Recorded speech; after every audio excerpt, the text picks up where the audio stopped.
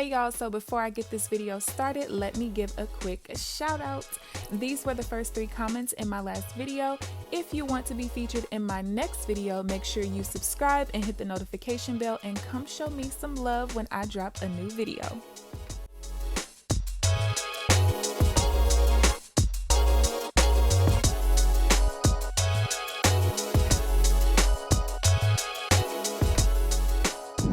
What's up, you guys? It's KeAmber Vaughn, aka CoachKe, coming back to you with another video. If you are new to my channel, welcome, and if you're not new, welcome back. Be sure to hit the subscribe button and also tap the bell so that you are notified of every new video that I post.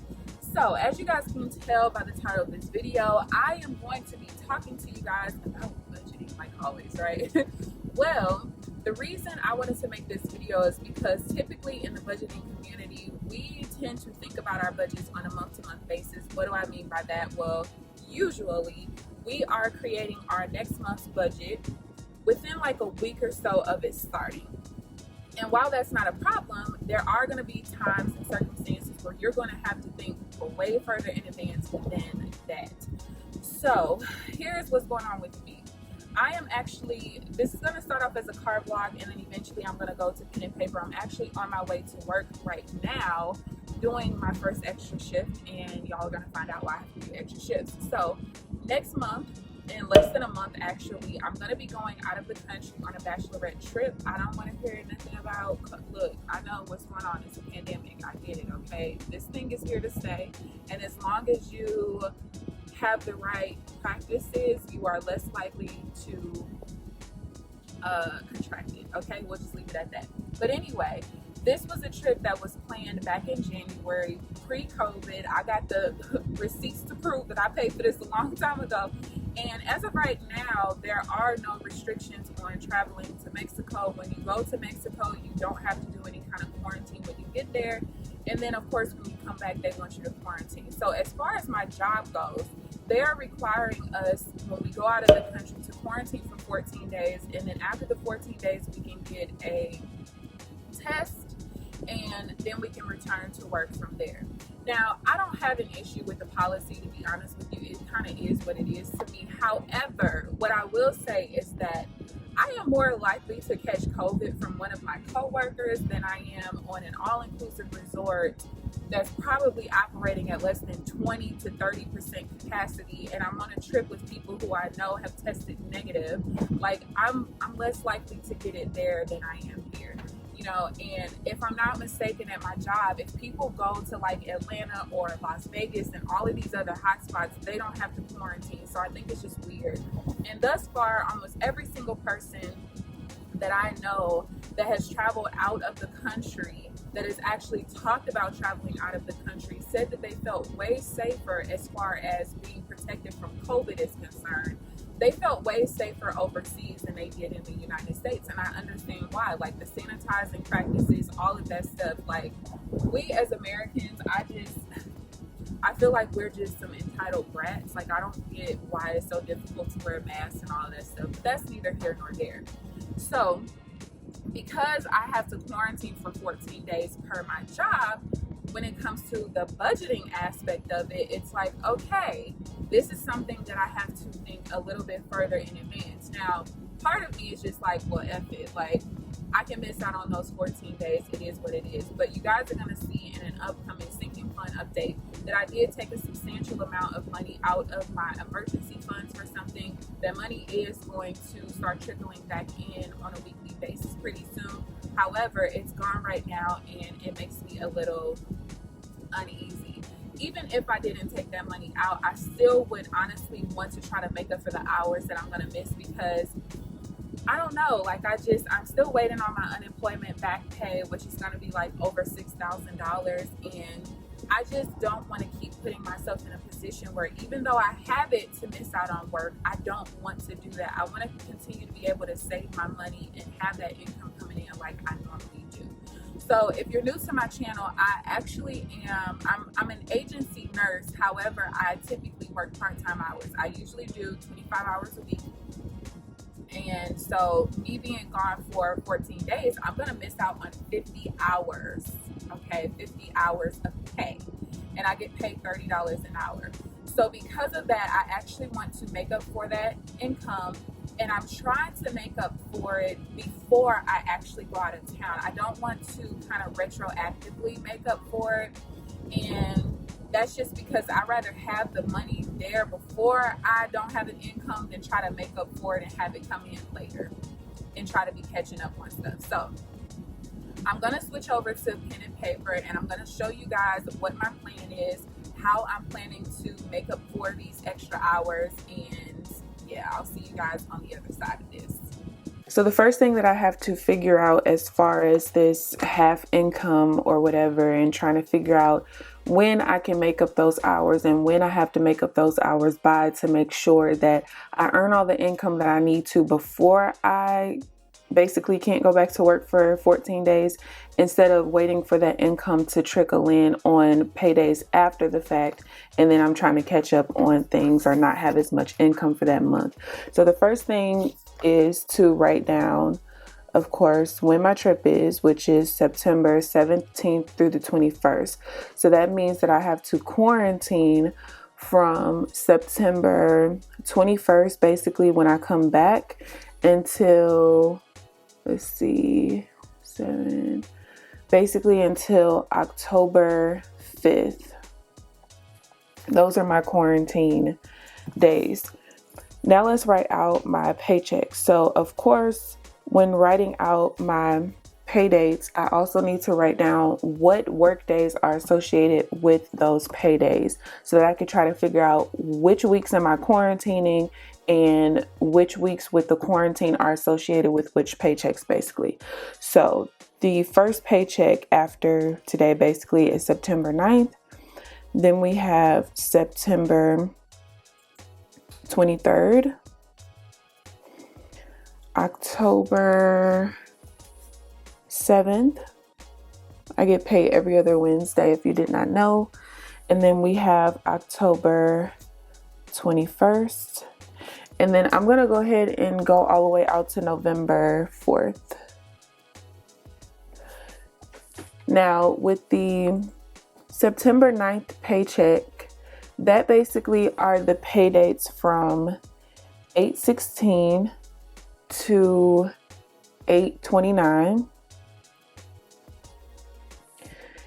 And basically what happens is you work for 2 weeks, and then you don't get paid that Wednesday, you get paid the following Wednesday. So that's how I know which dates go where.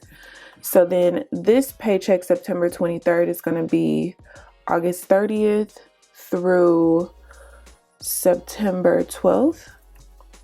Then we have September 13th through September 26th, September 27th through October 10th, and then October 11th through October 24th. And I think that we're good there. Okay, so my trip is basically in this week. And then my quarantine, as you guys can see, starts in this pay week right here. So I'm going to put quarantine. And then I'm also going to be quarantining in this week as well. So because I'm going to be missing these 2 weeks, I'm going to be basically missing hours in these 2 paychecks. This is how I know that my income is going to be cut in half in October. As you guys can see, it's basically affecting both of my October paychecks. So most of the time, like I said in the intro, I'd be like, you know what, to hell with it. That's why I save, so that I can, you know, have this going this way. But because of recent events, which you guys will find out soon, I just kind of rather go ahead and make up the money now. So in order to do that, I basically had to try to figure out when can I fit these hours in. So if you guys did not know, I usually work 25 hours per week. So in a typical 2 paycheck month, that's going to equal 50 hours in a month. So I'm basically having to make up 50 hours total at some time basically before I leave September 17th. So out of my 50 hours thus far, I worked 4 hours on August 20th. That leaves me with 46. And then I worked 12 and a half hours extra. So these are all extra hours, you guys, on top of the typical 25 hours a week that I usually work. So I worked 12 and a half on August 22nd already. So that leaves me with 33 and a half. And then I worked another 4-hour shift. And thank God my job allows partial shifts. It's usually 4 hours or 12. There's no in between. So that gets me 29 and a half. And then I did work another 4 hours on August 30th for 25 and a half. So there actually was a day where I stayed an extra 30 minutes, and I could take that into account, honestly, but I'm not going to. I just want to literally count the extra hours that I work, like the extra shifts basically. But that is going to actually, that extra 30 minutes is going to be taken into account, honestly, because what's going to end up happening, and what I'm going to do is basically from my September 9th paycheck, the September 23rd paycheck, and then this paycheck here, October 7th. Basically, whatever is, and I'm writing on the wrong side of this, but whatever is in excess of my typical $1166.38, which I think now is $1167.38 is my normal paycheck. I don't know why it went up $1, but whatever is in excess of this, I'm going to send that off to my Ally account where most of my money is held. And I'm just going to keep that over there until October. And then what's going to happen is in October, when I get half of a paycheck, basically on October 7th, I'm going to make up for whatever is missing out of this $1166.38 from the Ally account. I'm going to transfer it over. And then on October 21st paycheck, whatever's in excess or whatever I have left over, that's the excess amount from the hours that I made up, I'm going to transfer that again. So that basically when I do my budget in October, I'm going to have a full month of income, because everything in excess now I'm setting off to the side so that I can pay myself later, essentially. So I basically still have 25 and a half hours left. What I'm probably going to end up doing, because this week I work Monday, Wednesday, I'm probably going to pick up a full shift on Saturday and then pick up a full shift sometime next week. That'll give me 25 hours. And then that half hour, more than likely, is going to be made up at some point, because at some point somebody's usually late to work and I have to stay over a little bit. So that's kind of my plan at this point. Honestly, it's been getting on my nerves having to be at work that much, because even though I have a simple, easy job where, you know, I'm not up and down the hospital hallways all night and bed alarms and IV alarms going off and stuff, it's a very mentally draining job. And the longer we stay in quarantine with this pandemic, the worse the psych clients are getting, because they're not back to their normally scheduled programs yet. So it's very mentally draining being at work that much. But I will keep you guys updated on this whole thing and let y'all know, like, over time, like how well I'm doing with getting these hours in. I think I should be done before I go out of town. If not, I'll probably have like a 4-hour shift or something to make up, but we'll see. So that is the plan, you guys. If you guys have any questions whatsoever, feel free to leave them down below. I hope you guys enjoyed the video. Please give this video a thumbs up, subscribe if you haven't already, but other than that, I will see you guys in the next video. Bye guys.